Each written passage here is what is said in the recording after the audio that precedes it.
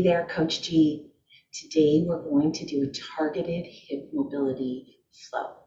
Again, these movements are intentional and slow, and we really want to get feedback from our bodies. Our hips store our emotions. We've got, our psoas, we've got our hip joints, we've got our glutes, we've got our core. Everything in this area is responsible for keeping us upright. And when we are not using our joints the way we should, we're sitting a long time, then we're going to feel those aches and pains. And sometimes it even manifests as lower back pain or, pain in other parts of our body. And so unlocking our hips and focusing on getting them, buttery and smooth is really a key to just having a great day. So we're going to start from a lying position. So you need your mat, and we're going to move up to kneeling. So there's not a lot of movement today. So whenever you're ready, get your mat, bring your intention, and I'll see you in a minute.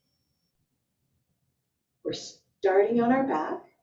We want to make sure that our lower back is pressed right into the mat. We're going to extend our legs long. And we're just going to start by bringing our knee in, giving it a little squeeze, and releasing. You can do that 5 times.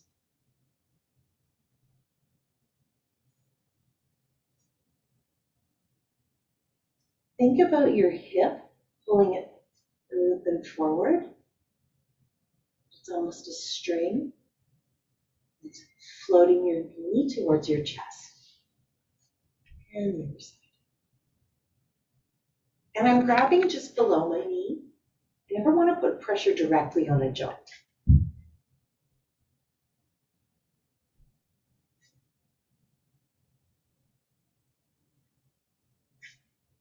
And reset. Now what we're going to do, I'm going to start with my right leg. You have your hands out for balance. We're really just targeting this hip area. We're going to pull our knee in. I'm going to let it fall open. And reset. So what we're doing is we're drawing a big circle with our knee here for 5.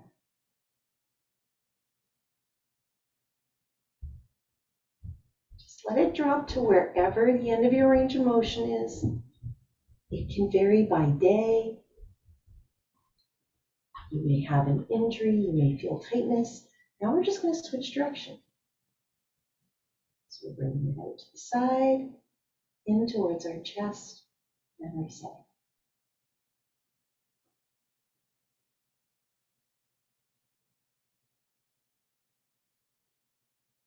And last time on this side.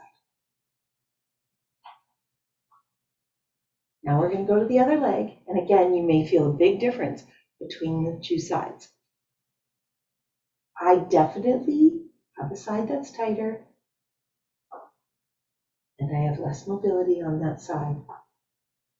And the challenge with that is, especially when you're doing anything active, is your body wants to compensate for that.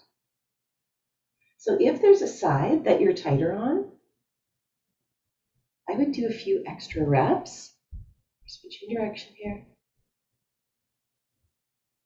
On the side that's a little bit stickier. That's going to help balance it. Our body's always fighting to be in balance. That's where it's happiest. All right, now we're going to introduce a little bit of a spinal twist in it, just for our spinal health as well. So you're going to bring one knee up. Now I've got my right knee up. I'm going to cross, like I'm doing a figure 4 stretch. Now I'm going to have my hands out for balance, and I'm just going to let that left leg drop over. You're going to feel a fair bit of pressure in that left hip. So I want you to only go as far as your body will allow. Do not force this movement. Exhale. And ideally, you'd like your foot to touch. But if it doesn't today, don't worry about it. It will.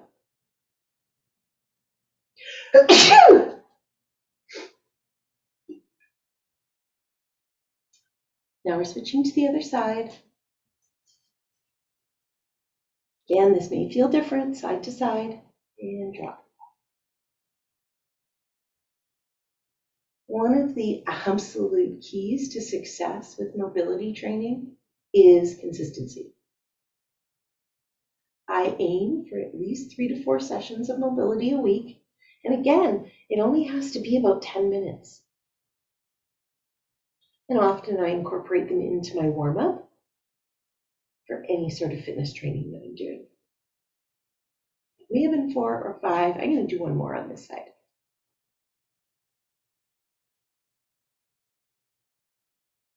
And I'm going to release. And I'm going to rest. Now, what I want you to do is I just want you to slowly roll up. And we're going to do a little bit more targeted hip work. So I want you to sit up nice and tall. We're going to move into a 90-90 situation. So I want one knee as close to 90 as you can get it, and the other one. So I've created a box with my legs here. If you need support, you can put your hand. If you've got a yoga block and you need some support, show you that. Here, just have it right by your hip and then push so your spine is nice and straight. Your knee may touch the mat, it may not touch the mat, that's okay. And what I want you to do is I just want you to push that back knee up.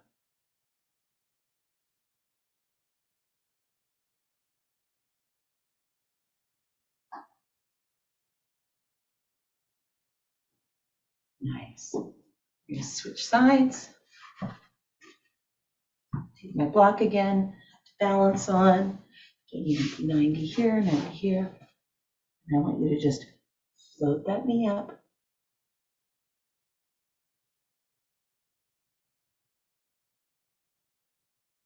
Really focusing on the external rotation here. And rest. The next thing that you can do is you can come up and see if you can push your knee back.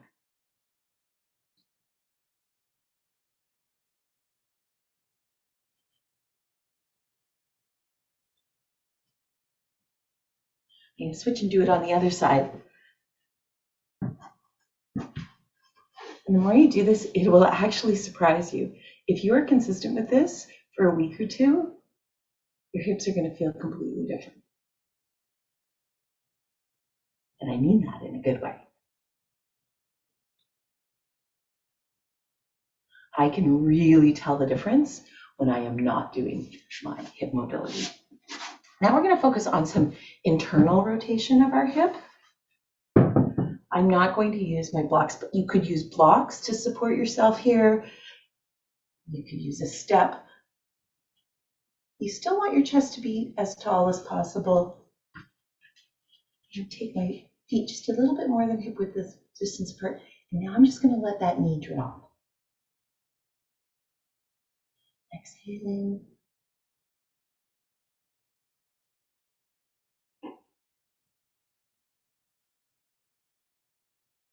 And again, only go to the end of your range of motion. That's the important part. Each of us has a different range. And again, I know personally it changes day to day. So you work on your journey. I'm just here to help you be your guide.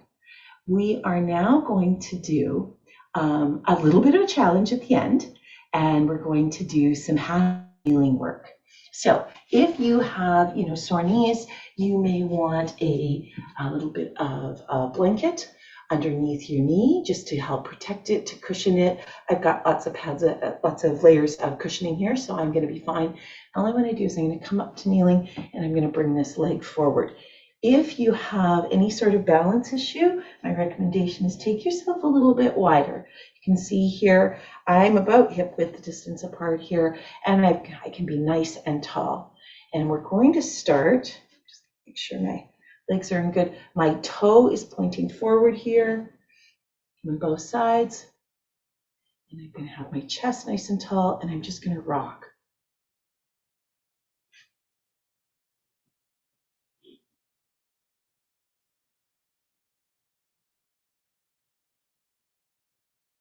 After I've done about 5, I'm going to bring my arms into it. I'm just going to let them float up.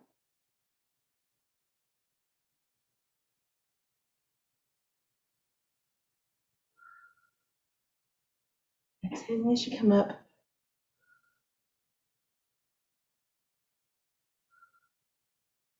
And release. Let's switch legs here.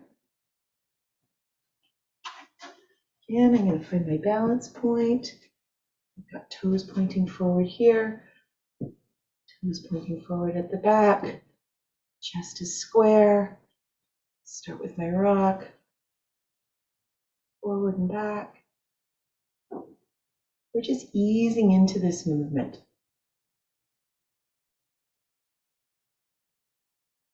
One more.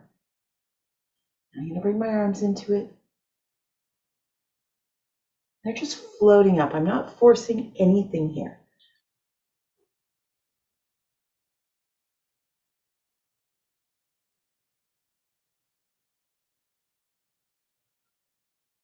All right, we've moved our hips in a lot of different ways today, and now I want to finish with a challenge.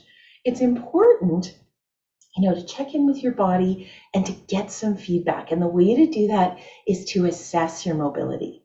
And so that's a really important aspect of knowing whether you're progressing or not, and where maybe you need to focus a little bit more. So this last one is we're going from a kneeling position. If you need to be a bit wider for balance, that's okay. And what I want you to do is bring your knee up and come into that hip flexor stretch and come back. Try and stay as tall as you can.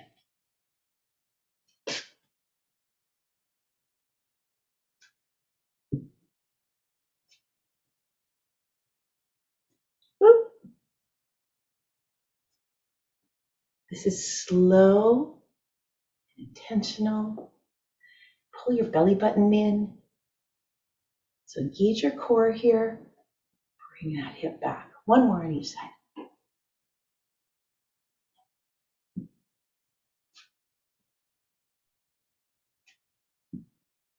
And we're done. So I hope that, that helped to loosen things up for you. Again, aim for, at least 3 mobility sessions a week. Quick, short, 10, 15 minutes. Great way to start your day. Great way to end your day. But you're just going to feel like those little niggling aches and pains that you can't figure out how to attack are going to slowly diminish as you continue to work on your mobility. So thank you so much for joining me today. I hope you have a great rest of day, and I'll see you at the next workout.